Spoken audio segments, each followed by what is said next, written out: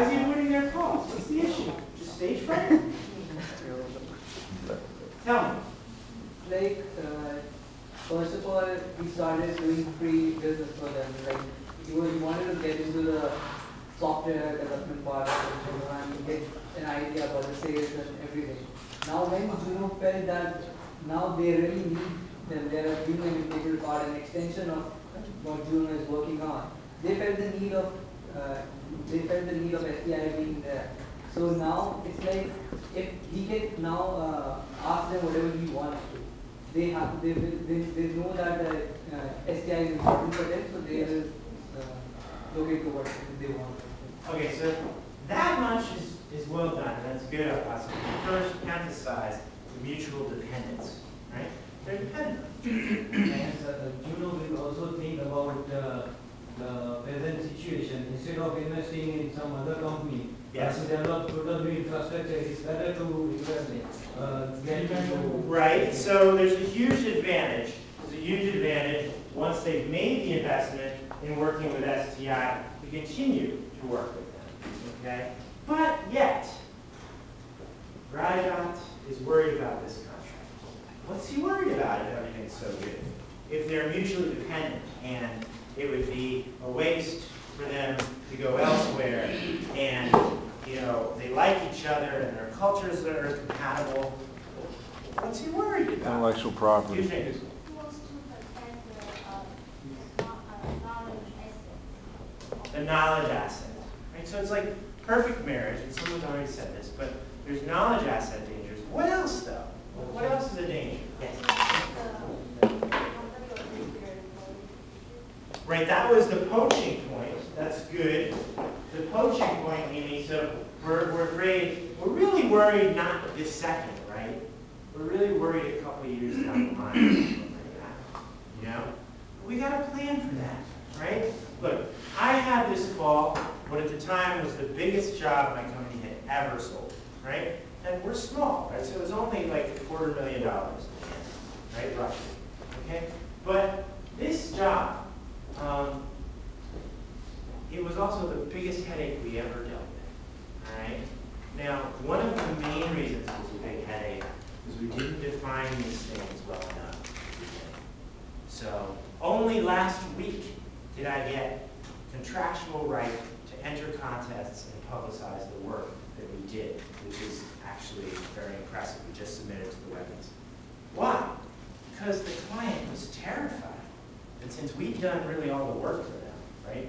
We created their brand, we created their user experience, we created their functionality. You can own them. What? You can own them. They were terrified. On the contractual basis. Right. Now, this is well said, Dorian, because the whole time I am thinking, these guys are such assholes, right? These guys, yeah. why? But when I actually, every time that we actually make progress, is we stop and we're like, what are their fears, right? They were afraid that we would claim all the credit for everything. They were afraid that we would not show them how to make developments if we didn't like them, right? They were afraid that we would take everything we created and reuse it, you know, everything, right? So the point is that these contractual arrangements, you think this is this huge opportunity. Of course I'm going to take it, right? But actually, if you set it up wrong, the biggest opportunity can be the biggest risk, especially when you have these high degrees of mutual dependency, right? So yes, mutual dependency is good. It can build relationships, but it also means, did you notice the clause that they put in there that each of them has to represent the other accurately? Right? They can use their name, but you know, they can visit each other. Juno can visit their offices, all this stuff, right? They're very dependent on each other. Okay, so it's kind of like, you know, you think you're about to get everything you wanted, and you're proposing marriage, and then you're like, wow, we're sharing assets. Yeah. That's why you get a prenup. Right. That's the prenup. This is the prenup. Thank you. This is the prenup, so we don't raise criminals, right? So No, you still raise criminals. You can only get so much money. Or not get any money.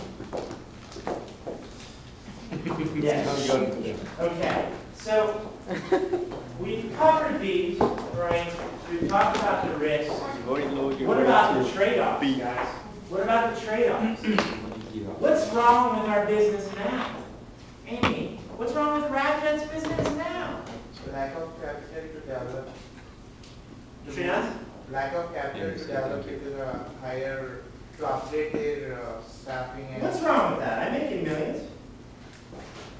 I think it was not properly marketed. Wait, are we profitable right now? Racist? Have we ever not been profitable? No, marketed. To market, go on, sorry, please explain. So, when the business was not properly, they were producing the technology, but Juno was Take one for yourself, expert give it a rest. in marketing and selling, so they were not distributed properly. Now The revenues can be further enhanced from the current situation. Okay, so let's take a look at this one. You're saying that, for instance, that prior to this partnership, STI was failing to distribute properly?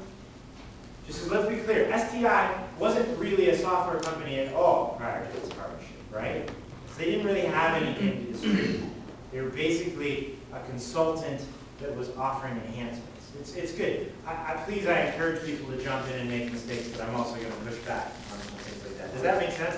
So it wasn't so much a distribution angle as that they didn't have a software business that they wanted, right? And this was a way for them to get into the software business without having to raise capital and build their own and take the years it would take to get that done, right? So they're trying to piggyback their way into the software business. What were you going to say, Jim?